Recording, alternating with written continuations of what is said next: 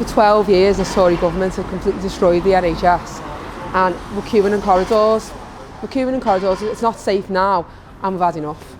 The ambulance staff, emergency techs, etc., they're basically like nurses and doctors for 2 hours, 4 hours. People at the top end of factories and, CEOs, etc., no problems, bonuses, things like that, not things that we get. We don't get bonus. You've got working families, working people who are actually attending food banks, etc., and in 2022, 23, that's a disgrace. They're standing on hospital corridors for 12 hours at a time. They go in straight away when they come in on shift and they don't get out until the end of their shift. That's not what they're paid for. That's not what their skills are.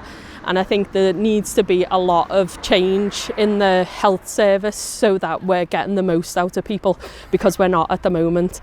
Our staff who take calls are constantly having to see in 30, 40 calls waiting.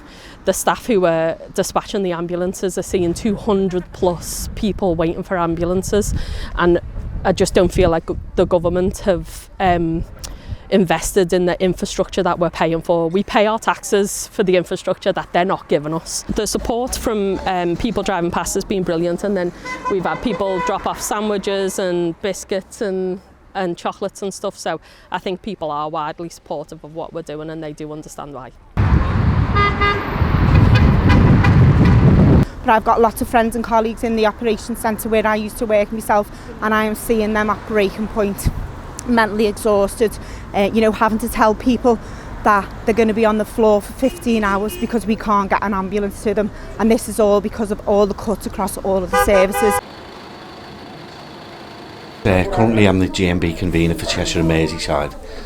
I'm also a paramedic and have been for 27 years now.